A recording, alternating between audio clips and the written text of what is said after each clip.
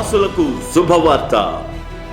Life changing revival meeting ఏప్రిల్ 9వ తేదీ శనివారం సాయంత్రం 5 గంటలకు. స్వస్థత, విడుదల, ఆత్మీయ ఉజ్జీవం మరియు జీవితములో మార్పు పొందాలనుకుంటూ ఉన్నారా? అయితే లైఫ్ చేంజింగ్ రివైవల్ మీటింగ్ లో పాల్గొనండి. దైవజనులు PJ స్టీఫెన్ పాల్ గారిచే ఆత్మాభిషేకముతో కూడిన ఆధ్యాత్మిక సందేశాలు మరియు ప్రత్యేక ప్రార్థనలు చేయబడును. స్థలం NRC గార్డెన్, మెట్రో ఎదురుగా, సాగర్ హోటల్ ప్రక్కన, కుకట్పల్లి, హైదరాబాద్. గమనిక: దైవజనులు PJ స్టీఫెన్ పాల్ గారు జరిగిస్తున్న పరిచర్యలకు మరియు మందిర నిర్మాణం కొరకు ప్రత్యేక అర్పణలు ఇవ్వగోరు వారు ఈ సభలో దైవజనులను కలుసుకొని నేరుగా మీ అర్పణలు ఇవ్వవచ్చును. మీ కుటుంబ సమేతంగా పాల్గొని దైవాశీర్వాదాలు పొందండి.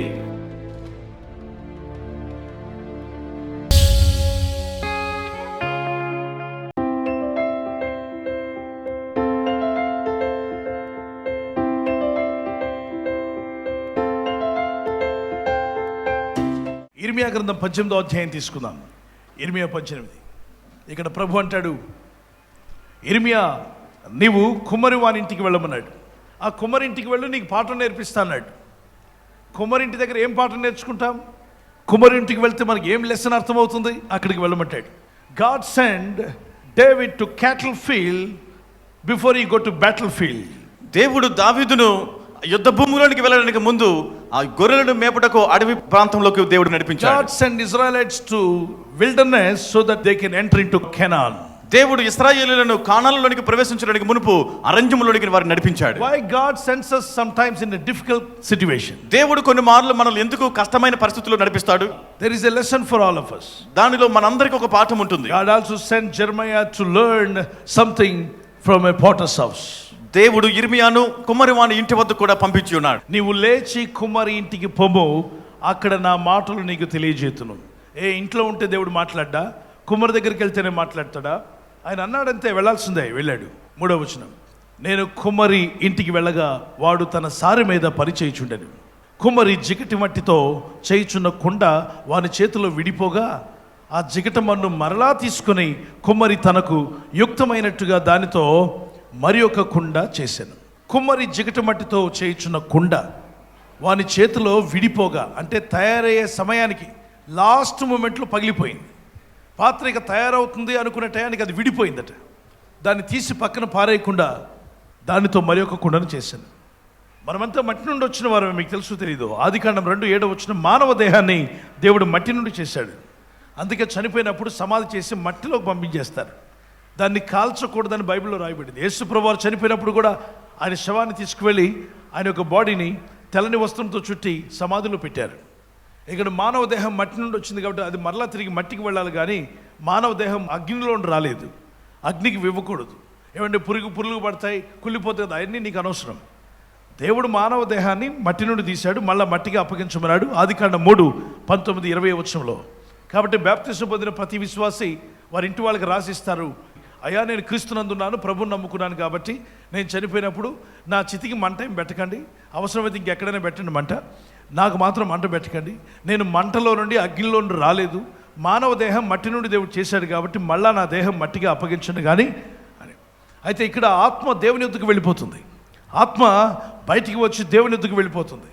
ఆ తర్వాత మనిషి చనిపోతాడు.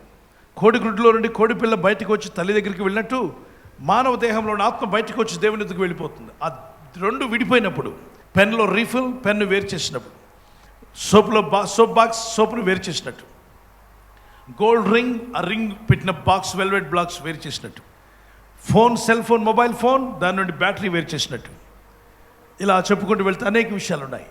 ఈ ఎడబాపుని మరణం అంటారు, మొదటి మరణం. దానికి ఎవరు భయపడినక్కర్లే. ఎంత గొప్పవాళ్ళైనా ఈ భూమి మీద భూమిని విడవక తప్పదు. కాబట్టి బతుకున్నప్పుడు మంచి కార్యాలు చేయాలి, బతుకున్నప్పుడు దేవునికి ఇష్టంగా బతకాలి, బతుకున్నప్పుడే మనసు మార్చుకోవాలి, జీవితాన్ని పద్ధతిలోకి తీసుకొని రావాలి. దాన్ని మారు మనసు అంటాడు ప్రభు. మనసు మార్చుకోవడం. అయ్యో నేను ఎటుపోతున్నాను, ఈ రాత్రి మరణం వస్తే నా ఆత్మ నరకానికి పోతుందే, అట్టి పరిస్థితి నాకు వద్దు. అయితే ఈ మాయ బ్రతుకులో మారు మనసు పొందుకుంటాను. దేవా నన్ను క్షమించి, ఇన్నాళ్ళు చేసిన పొరపాట్లు మన్నించు, తెలుసో తెలియకొని చేసిన ప్రతి పాపాన్ని క్షమించమని వేడుకొనుచున్నాను అని ప్రార్థించినప్పుడు ఆయన రక్తం నిన్ను పరిశుద్ధపరుస్తుంది, విడిపిస్తుంది. ఆ తర్వాత మనం చేయవలసింది క్రీస్తుని హత్తుకుని మనం జీవించాలి. ఈ మొదటి మరణం అనేటువంటిది అందరికీ వస్తుంది ఎక్కడైనా ప్రపంచంలో. అయితే ఆయన అంటాడు 91వ కీర్తనలో, భయభక్తి కలిగి అతడు నా నామం ఎరిగినవాడు కనుక నేను అతన్ని తప్పించేదను, దీర్ఘాయుష్తో నేను అతన్ని తృప్తిపరిచేదను. మరి వృద్ధాప్యంలో వారికి యవన బలం చిగురింపజేస్తాడట. వృద్ధాప్యంలోకి వెళ్ళిపోతున్నా నీకు బలాన్ని చిగురింపజేస్తా అన్నాడు 92:14 వచనంలో. మరి పక్షిరాజు యవనం వలె నీవు రెక్కల చాపి పైకి ఎగిరేలా చేస్తా అంటాడు. పక్షిరాజుకి యవనం కొత్తదవుతుందట, మీకు తెలుసో తెలీదు. కొన్ని గ్రద్దలు దూరంగా వెళ్ళి అడవిలో కూర్చుంటాయి ముసలివి అయిపోయినప్పుడు. వాటికున్న రెక్కలన్నీ కూడా అవి నోటితో పీకేసుకుంటాయట. మొత్తం పీకి అడవిలో ఉపవాసం ఉంటుంది అది. ఈ ఉపవాసంలో దానికి ఏం తెలుగుతుందో తెలియదు, కానీ దేవుడు దానికి కొత్త ఈకలు ఇస్తాడట. కొత్తగా మొలిసిన తర్వాత మళ్ళీ అది తిరిగి ముసలి అయిపోయినటువంటి పక్షి మళ్ళీ కొత్త యవనంతో బయటకు వస్తుంది. అలాగే పక్షిరాజు యవనం వలె నీ యవనమును కొత్తదగుచుండునట్లు అంటాడు. రెక్కలు చాపి పైకి ఎగిరే అనుభవిస్తా అన్నాడు. కుమ్మరి మట్టితో ఎలాంటి పాత్ర చేయగల సామర్థ్యం గలవాడు. అంటే నువ్వు నమ్మాలి, దేవుడు నీ జీవితాన్ని ఎలాగైనా దీవించగలడు. నేను ఆయన చేతిలో జిగట మట్టిని, దేవా నన్ను గొప్ప పాత్రగా చేస్తావో, అర్హమైన పాత్రగా చేస్తావో, విలువైన పాత్రగా చేస్తావో, ఏ విధంగానే ఒక పాత్రగా నన్ను తయారు చేయి. ఓటి కుండవలే కాకుండా ఉపయోగపడే పాత్రగా నన్ను చేయదేవా అని మనం ప్రార్థన చేసుకోవాలి. ఒక రోజున దేవుని కనికరం నీ మీదకి వస్తుంది, దేవుని జాలి, దేవుని ప్రేమ నీ మీదకి తప్పక వస్తాయి. అనుదినం ప్రార్థిస్తున్నప్పుడు ఆశ్చర్యకార్యాలు జరుగుతాయి. అంతటి యెహోవా వాక్కు నాకు ప్రత్యక్షమై ఇలాగూ సెలవిచ్చాను, ఇశ్రాయేలులారా, ఈ కుమ్మరి ఇంటికి చేసినట్లు నేను మీకు చేయలేనా? ఇదే యెహోవా వాక్కు. జిగట మన్ను కుమ్మరి చేతిలో ఉన్నట్టుగా ఇశ్రాయేలులారా మీరు నా చేతిలో ఉన్నారు. ఎలా ఉన్నామట మనమంతా? కుమ్మరి చేతిలో జిగట మన్ను ఉన్నట్టుగా. జిగట మట్టి పూర్తిగా విడిపోతున్నప్పుడు దాన్ని మరొక పాత్రగా చేశాడు. That is called second chance, అంటే రెండవ అవకాశం దేవుడిచ్చాడు. మార్క్స్ వార్త 5వ అధ్యాయం 1-18 వచనం. 2000 దురాత్మలను ప్రభు వెళ్ళగొట్టినప్పుడు అవన్నీ పందుల్లో ప్రవేశించి చక్కగా మేతమేస్తున్న పందులన్నీ పరిగెత్తుకుంటూ వెళ్ళి ఆ సముద్రంలో దూకి చనిపోయాయి. ఇతన్ని చంపడానికి వచ్చి పట్టాయి 2000 దురాత్మలు. ఇతను కేకలు వేస్తున్నాడు ఆ సమాధి దొడ్డిలో, సమాధుల మధ్యలో. భార్యను విడిచిపెట్టాడు, బిడ్డలు విడిచిపెట్టాడు, తాగుడు, మందు, స్నేహితులు. ఆ తర్వాత హృదయం కఠినమైపోయింది, మనసు పాడైపోయింది, మెంట్ల వాడిగా తయారాడు. ఉన్న బట్టలు తీసేస్తుంటే అందరూ తరిమేశారు. ఇక సమాధుల మధ్యలోకి వెళ్ళిపోయాడు. సమాధుల్లో తిరుగుతూ ఉన్నాడు, అరుస్తూ తిరుగుతున్నాడు. 2000 దురాత్మలు అతనిలో ఉండేవి. అతని జీవితం పూర్తిగా పాడైపోయింది, ఇక బాగుపడదు అనుకున్నారు, అందరూ వదిలేశారు. కానీ కుమ్మరి చేతిలోకి వచ్చాడు అతను, కుమ్మరి యేసయ్య. ఇక ఇతని జీవితం బాగుపడదు, ఇతను పైకి రాడు, ఇతని ఇక జీవితం నాశనమే అనుకున్నప్పుడు అతని జీవితంలోకి నాశనాన్ని తొలగించి ప్రారంభాన్ని తీసుకొచ్చాడు నా యేసయ్య. దేవునికి స్తోత్రం కలుగును గాక. దేవుని బిడ్డలమైన మనం ఈ భూమి మీద జీవిస్తున్నాం. దేవుని బిడ్డలుగా జీవిస్తున్నప్పుడు అనేక శోధనలు, ఇబ్బందులు మన జీవితాలకు ఎదురవుతూ ఉంటాయి. వీటిని చూసి కృంగిపోవద్దు. మరొక ఛాన్స్ నాకు ఇవ్వు ప్రభువా, మరొకసారి నన్ను తాకు ప్రభువా అని ప్రార్థన చేస్తుంటే మీ జీవితాన్ని దేవుడు మళ్ళా తిరిగి ఉదయింప చేయగలడు, లేవనెత్తగలడు. ఫ్లైట్లో వెళ్ళేటప్పుడు మేఘాలు, దట్టమైన మేఘాలు వచ్చినప్పుడు దానికి ఒక ఆటో పైలట్ అని ఉంటుంది. దాన్ని ఎప్పుడైతే ప్రెస్ చేస్తాడో పైలట్, ఉన్న ఫలంగా అది ఇలా స్ట్రైట్గా వెళ్లకుండా అది పైకి ఎగరడం ప్రారంభిస్తుంది. తనకు అడ్డొచ్చే వాటిని దాటుకొని పైకి వెళ్ళి ముందుకు ప్రయాణం చేస్తుంది. అదే అనుభవం దేవుడు నీకు ఇస్తాడు. సమస్యలు, ఇబ్బందులు, కష్టాలు, శోధనలు, ఆర్థిక ఇబ్బందులు, పరిస్థితులు వచ్చినప్పుడు ప్రార్థనలో కూర్చో, దేవుని దగ్గర మొరపెట్టు, ప్రభా స్మూత్గా వెళ్ళట్లేదు నా బండి, నా జీవిత బండి, నా బ్రతుకు బండి స్మూత్గా వెళ్ళటలా, అనేకమైన హడల్స్ వస్తున్నాయి, అనేకమైన ఆటంకాలు వస్తున్నాయి, నన్ను ఏం చేయమంటావు, నాకు సహాయం చేయమన్నప్పుడు పక్షిరాజు ఎవరు వలే రెక్కలు చాపి పైకి ఎగిరే అనుభవం నీకు ఇస్తాడు. ఇలా వెళ్ళే నీవు పైకి ఎగరడం ప్రారంభిస్తావు. దేవుడు నీకు అనుభవాలకు తీసుకుని వెళ్ళగలని నమ్మితే దేవుని గట్టిగా స్తోత్రాలు చెల్లిద్దాం. ఒక వ్యక్తి ఏడుస్తూ ఉన్నాడు, ఏడుస్తూ వెళ్తున్నాడు, కొండను మోసుకుని వెళ్తున్నాడు. కొండ అడిగిందట, ఏమయ్యా ఎందుకు ఏడుస్తున్నావు అని అడిగింది. అడిగినప్పుడు అని చెప్పి ఏడుస్తున్నాడు. రైతు చాలా కష్టాల్లో ఉన్నాడు. కుండను కొనుక్కొని వెళ్తున్నాడు, పెద్ద కుండ తలమే పెట్టుకొని, ఖాళీ కుండ. తనలో తాను ముక్కుకుంటూ ఏడుస్తున్నప్పుడు మూలుగుతూ కుండ అడిగింది, ఏమయ్యా రైతు ఎందుకు ఏడుస్తున్నావని. ఎవరు మాట్లాడుతున్న చుట్టూ చూశాడు. ఇంకా నడుస్తుంటే కాలుకి ఎదురు రాయి తగిలింది. అబ్బా ములిగే నక్క మీద తాటికబడినట్టు ఏంటిది అని ఏడుస్తుంటే, హలో ఎందుకు ఏడుస్తున్నావు అని కొండ అందంట. ఎవరు, నువ్వేనా కొండవా మాట్లాడుతున్నావు అంటే, అవును నేనే. నీకేం హ్యాపీగా కూర్చున్నావు నేను ఎత్తి మీద, నా కష్టాలు నీకేం తెలుసు, నా బాధలు నీకేం తెలుసు అంటే, ఆహాహా నీకే కాదు నాయన, నాకు కష్టాలు ఉన్నాయి, నాకు బాధలు పడ్డాను, నేను కూడా ఇబ్బందులు పడ్డానంటే, ఓహో నీకేం బాధలమ్మా, నా తలమే కూర్చున్నావు, నీకేంటి బాధ చెప్పు నీ స్టోరీ అంటే చెప్పిందట. బాబు నేను ఒకప్పుడు గులాబీ తోటలో గార్డెన్గా ఉన్నాను. ఒక అతను పొలుగు తీసుకుని వచ్చాడు. వచ్చినప్పుడు దేవా దేవా వీడేంటి పొలుగు తీసుకుని వచ్చాడంటే దేవుడు అన్నాడు మేలు కోసమే ఊరుకో అన్నాడు. వాడు వచ్చినాడు ఊరుకోకుండా పొలుగు పెట్టి పొడిచి మట్టి గడ్డగా నన్ను అలా పెకలించి ఇంటికి తీసుకెళ్ళిపోయాడు. ఇంటికి తీసుకెళ్ళి ఎత్తి పడేశాడు. దేవా ఎత్తి పడేశాడంటే మౌనంగా ఉండు, అంతా మేలు కోసమే అన్నాడు దేవుడు. అయ్యో దేవా ఇదేం మేలు అని అనుకుంటున్నప్పుడు నీళ్లు పట్టుకొచ్చి మా మట్టి గడ్డలైన 10-20 గడ్డలు అక్కడ పడి ఉండగా మా మీద బిందెలతో నీళ్లు కొట్టాడు. అయ్యా నీళ్లు కొడుతున్నాడు, ఉక్కిరి బిక్కిరి అయిపోతున్నాం, దేవా కరుణించమంటే మేలు కోసమే ఊరుకోమంటున్నాడు దేవుడు. ఏం మేలో మాకు అర్థం కాల. ఊర్లో వీళ్ళ మేనల్ని వాళ్ళని వీళ్ళని పిలిచాడు. అన్నదమ్ములందరూ కలిసి వచ్చి మట్టితో తడిపిన మమ్మల్ని కసాబిసా తొక్కుతున్నారు కాళ్ళతో. దేవా మమ్మల్ని తొక్కుతున్నారు అంటే మేలు కోసమే ఊరుకో అంటున్నాడు దేవుడు. ఏం మేలో మాకు అర్థం కాలేదు. తొక్కిన తర్వాత మాలో రాళ్లను అక్కడక్కడ ఉన్న మట్టి గడ్డలను మట్టి వేర్లను ఏరిపారేశారు. తర్వాత ఏమైంది? ఇంకేమైంది? ఒక సారా గిరగరా తిప్పేటువంటి ఒక చక్రం మీద మట్టి ముద్దగా మమ్మల్ని తీసి దామే కూర్చోబెట్టాడు. కూర్చోబెట్టి కర్ర కూడా తీసుకొని చెక్కలాగా ఉంటుంది దాంతో కొడుతున్నాడు, నీళ్లు చల్లుతున్నాడు, చేయబెట్టి తిప్పుతున్నాడు. ఓహో, మరి ఆ తర్వాత కష్టాలు అక్కడెక్కడ తీరే ఇంకా ఉన్నాయి మా కష్టాలు. నన్ను ఒక పాత్రగా చేశాడు, పచ్చి పాత్రగా తీసి పక్కన పెట్టి నాలాంటి ఒక 6-7 తయారు చేశాడు. మేమంతా పాత్రలు అయిపోయాం. అప్పుడు రైతు అన్నాడు, కష్టాలు తీరిపోయాయి కదా. ఎక్కడ తీరాయి? ఊరుకోండి సార్, మా కష్టాలు తీరాయని మేము అనుకుంటుండగా దేవా ఇకనైనా కష్టాలు ఉండవు కదా, ఈ కొమ్మరి మాకేం కష్టపెట్టడు కదా అనుకుంటున్నాం. తెల్లారి లేచి భార్యతో చెప్పాడు, పొగ పెట్టవే అన్నాడు, నిప్పు పెట్టవే అన్నాడు. ఎవరికో అనుకున్నాం.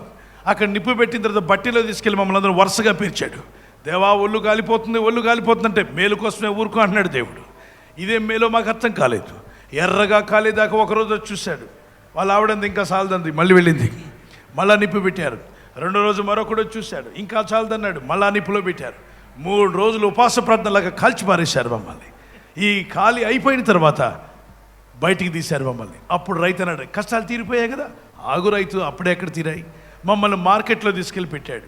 బజార్లో సెంటర్లో పెట్టినప్పుడు రైతు బజార్లో మమ్మల్ని కొనడానికి వచ్చిన వాళ్ళందరూ కొండను పైకెత్తడం, టకాని మొట్టికాయలు వేయడం.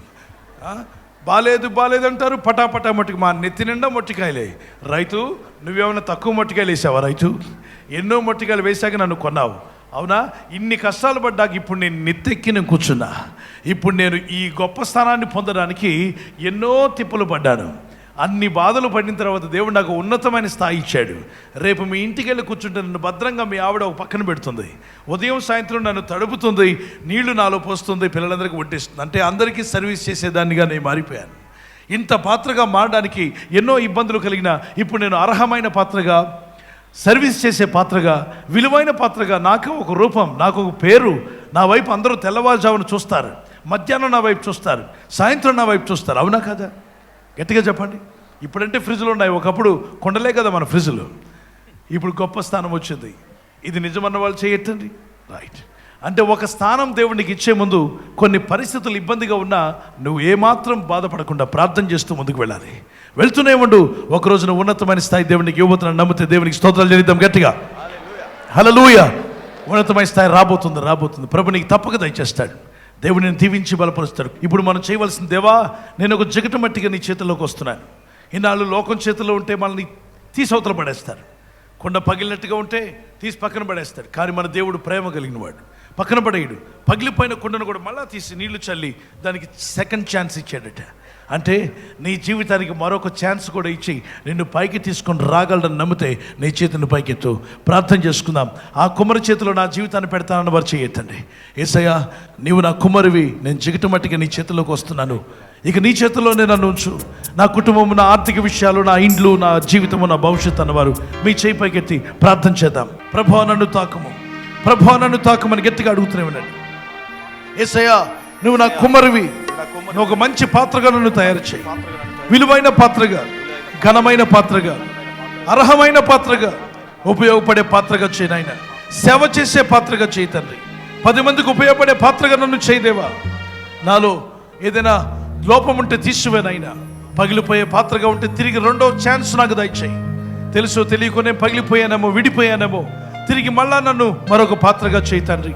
Lord, you can give second chance to everyone. ప్రభు ప్రతి ఒక్కరికి నీవు మరలా రెండో అవకాశాన్ని ఇస్తూ ఉన్నావు. Yes, my brother and sister, God will restore your life. సహోదరి సహోదరుడు, దేవుడు మరలా నీ జీవితాన్ని తిరిగి కట్టుచున్నాడు. He will rebuild again. ఆయన మరలా నీకు తిరిగి He'll కడతాడు. give you new life. నూతన జీవితాన్ని ఇస్తాడు. He can change you. నిన్ను మారుస్తాడు ఆయన. He can bless your life. నీ జీవితాన్ని ఆశీర్వదిస్తాడు. Young man, pray. Say, the Lord, I am a clay coming into your hand. You are my potter.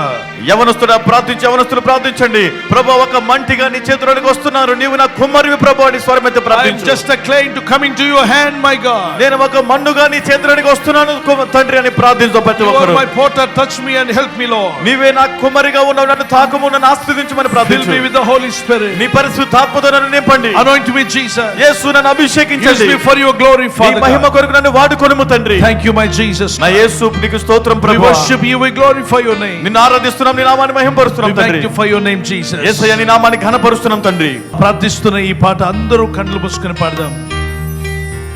కుమ్మరి ఓ కుమ్మరి జగదుత్పత్తిదారి జిగటమన్నైన నా వంక చల్లగా చూడుమయ్యా పనికిరాని పాత్రనని పారవేయకుమా పొంగే పొరలు పాత్రగా నన్ను నింపుమా పనికిరాని పాత్రయని పారవేయకుమా పొంగే పొరలు పాత్రగా నన్ను నింపుమా కుమ్మరి ఓ కుమ్మరి చప్పట్లు కొడుతూ పాడదాం. జగదు భక్తిదారి చీకటమన్నైన నా వంక చల్లగా చూడుమయ్యా. చల్లగా చూడుమయ్యా చీకటమన్నైన నా వంక చల్లగా చూడుమయ్యా యోగ్యమైన పాత్రగా పవన పరచుమా స్క్రీన్ వైపు చూస్తూ ఘనత కైల పాత్రగా మార్చివేయుమా యోగ్యమైన పాత్రగా పవన పరచుమా ఘనత కైల పాత్రగా మార్చివేయువా కుమ్మరి ఓ కుమ్మరి జగదుత్పత్తిదారి చీకటమన్నైన నా వంక చల్లగా చూడుమయ్యా చల్లగా చూడుమయ్యా పనికిరా పాత్రయని చేతులు వేసే వైపు ఎత్తి. పారవేయకుమా పొంగే పొరలు పాత్రగా నన్ను నింపుమా మరొకసారి ఆ పాట పాడదాం. పనికిరాని పాత్రయని పారవేయకుమా పొంగే పొరలు పాత్రగా నన్ను నింపుమా యేసయ్యా, నన్ను నా ఇంటి వారిని మీరే మీ చిత్తానుసారంగా రక్షించి నీ కృపలో దాయండి. నీ ఆత్మతో నింపి నీకు ఇష్టమైన పాత్రగా, అర్హమైన పాత్రగా, సేవ చేసే పాత్రగా నా జీవితాన్ని వాడుకోదేవా. నా హృదయంలోకి రమ్ము దేవా. జిగట మన్ను కుమ్మరి వారి చేతిలో ఉన్నట్టు నా జీవితాన్ని నీ చేతుల్లో పెడుతున్నాను. ఏ రూపులోకి నువ్వు మార్చినా నాకు పర్వాలేదు, నీకు ఇష్టమైన రూపం నాలో కనబడేదాకా నాతో పని చేయి నాయన. నాపై నీ హస్తం ఉంచి నన్ను సరిచేయండి, నన్ను వాడుకునండి. నీకే స్తోత్రమేసయ్యా. దేవుని వెలుగు వీరి జీవితాల్లోకి వచ్చునుగాక, వీరి కుటుంబాల్లోకి దేవుని వెలుగు వచ్చునుగాక. శాంతి సమాధానాలు దయచేసి ఆర్థిక ఇబ్బందుల నుండి విడిపించి, అనారోగ్యాలను విడిపించి బలపరచమని యేసుక్రీస్తు నామములో అడుగుచున్నాం తండ్రి, ఆమేన్. ఎక్కడ బాధ ఉందో అక్కడ మీ చేయి పెట్టుకోండి, ఒక చేయి ప్రభు వైపు ఎత్తండి. మీ శరీరంలో ఏ అనారోగ్యం ఉన్నా అక్కడ చేతులు ఉంచండి, నాతో ఏకీభవించండి. ప్రార్థన అయిపోగానే 7 సార్లు మీ శరీరాన్ని కదిపేయాలి. 7 మార్లు కాళ్ళు చేతులు కదిపి దేవానికి స్తోత్రమైన నోటితో స్తుతిస్తున్నప్పుడు ఆ నొప్పులు, ఆ బాధలు, ఎముకల్లో, నరాల్లో, ములుగులో, మరి ఎన్నుముకలో, గర్భసంచిలో, మరి స్త్రీలకు సంబంధించిన వ్యాధులు, పురుషులకు సంబంధించిన వ్యాధులు, అవి ఎలాంటివైనా అవి యేసునామములో వెళ్ళిపోతాయి అన్నాడు ప్రభు. వెళ్ళగొడతాడు. వెంటనే మిమ్మల్ని మీరు చెక్ చేసుకుని మీ సాక్ష్యాలు మాకు తెలియపరచవచ్చు. చెప్పండి, యేసయ్యా మా ప్రతి విషయాన్ని చేతికి అప్పగిస్తున్నాను. మా ఆత్మ, శరీరం, మనస్సు, నా కుటుంబము, నా వ్యాపారము, మా ఉద్యోగాలు, మా ఆర్థిక విషయాలు మీ కాపుదల్లో ఉంచండి. Thank you Jesus. మంచి ఆరోగ్యాన్ని ఇస్తానన్నావు. నీ గాయపడిన హస్తం నా మీద ఉంచి స్వస్థపరచండి ప్రభువా.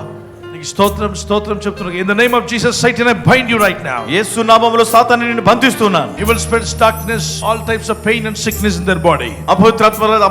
చీకటి సంబంధమైన ప్రతి విధమైన శరీరంలో బాధ కలిగించు దురాత్మలారా. Blind, deaf spirit, blind spirit, any kind of evil spirits in their body. శరీరంలో ఉన్నటువంటి గుడ్డి ఆత్మ అయిన, చెవిటి మోగాత్మ, ఎటువంటి అపవిత్రాత్మ శరీరంలో ఉన్నప్పటికీ, Any pain in their body. శరీరంలో ఎటువంటి బాధతో ఉన్నా, Any kind of headache, ఎటువంటి తలనొప్పి ఉన్నా, neck pain, మెడ నొప్పి, any kind of cold, cough and fever, జలుబు, దగ్గు, జ్వరముతో బాధపడుతున్నప్పటికీ, chest pain, ఛాతిలో నొప్పి, problem in the heart, గుండెలో బాధ సమస్య, kidney stones, మూత్రపిండాల్లో రాళ్ళు, liver problem, కాలేయ సమస్య, any kind of problem in their body, శరీరంలో ఎటువంటి సమస్యతో బాధపడుతూ ఉన్నా, problem in the womb, గర్భసంచిలో సమస్యతో ఉన్నా, even woman related, men related diseases, స్త్రీల సంబంధమైన, పురుష సంబంధమైన రోగములతో ఉన్నప్పటికీ, old age problems, వృద్ధాప్యములో సమస్యలు, joint pains, మోకాల నొప్పులు, కీళ్ళ నొప్పులతో బాధపడుతున్నా, burning sensation, అరికాలు, అరిచేతుల మంటలు, I command, come out. బయటికి రమ్మని ఆజ్ఞాపిస్తున్నా. In the name of Jesus, go. యేసు నామములో బయటికి పో. Leave my people in Jesus' name. యేసు నామములో నా ప్రజలను విడిచిపెట్టు. Any pain, go, come out. ఎటువంటి బాధైనా తొలగిపో, బయటికి రా. Even back pain, go in Jesus' name. నడుము నొప్పి యేసు నామములో తొలగిపో. Be healed. స్వస్థత పొందండి. Be healed in Jesus' name. యేసు నామములో స్వస్థత పొందుడి. Any kind of disease, the spirit of pain, come out in Jesus' name. ఎటువంటి వ్యాధి బాధించే దురాత్మ శక్తులను యేసు నామములో బయటికి పొమ్మని ఆజ్ఞాపిస్తున్నా. Completely be healed. పూర్తి స్వస్థత పొందుకోనండి. Receive healing and receive blessing. స్వస్థత పొందుకోనండి, ఆశీర్వాదాలు పొందుకోనండి. When back pain, go in the name of Jesus. నడుము నొప్పి కూడా యేసు నామములో తొలగిపోమని Receive ఆజ్ఞాపిస్తున్నా. healing right now. స్వస్థత పూర్తిగా పొందుకోనండి. Those who don't have pregnancy, those who are waiting for pregnancy, miraculously she may conceive for the glory of God. సంతానం లేకుండా గర్భఫలం కొరకు ఎదురు చూస్తున్న వారు అద్భుత రీతిలో గర్భము ధరించి బిడ్డలను అద్భుత రీతిలో కందురుగాక. Miracle may happen to them. వారి జీవితాలు అద్భుతం జరుగునుగాక. Yes, the Lord is touching you and healing you. Clap your hands and praise the Lord. ప్రభు మిమ్మల్ని ముట్టి స్వస్థపరుస్తుండగా గట్టిగా చప్పట్లు కొడుతూ యేసయ్యను స్తుతించి ప్రభువును స్తుతించండి. ఇలా చేతులు పైకెత్తి పైకి చూస్తూ థ్యాంక్ యూ జీసస్ అని చెప్పండి. మరొకసారి గట్టిగా ఒక 3 సార్లు థ్యాంక్ యూ జీసస్ అని గట్టి. మరి కాళ్ళు చేతులు కదుపుదాం. కాళ్ళు చేతులు కదుపుతూ thank you lord, thank you lord. మన అవయవాల ద్వారా దేవుని గణపరచమన్నాడు. కాళ్ళు చేతులు కదుపుతూ ప్రభుని స్తుతించండి. ఎస్, ప్రభునామని గణపరుస్తూ. మీరు ఇందాక చెయ్యి నొప్పి ఉందని పెట్టారే, అక్కడ 7 మార్లు ఆ శరీర భాగాన్ని కదిపేయాలి. కదపండి చేయత, లేకపోతే 7 సార్లు ఎత్తండి. 7 సార్లు అని చెప్పాను. మెడ తిప్ప లేకపోతే 7 సార్లు తిప్పండి. కాలు వంచకపోతే 7 సార్లు వంచండి. ఆ నడిపిలో తిప్పుతున్నప్పుడు 7 సార్లు తిప్పండి. నొప్పి, బాధ, వేదన మీ శరీరాల నుండి వెళ్ళిపోతూ ఉంది.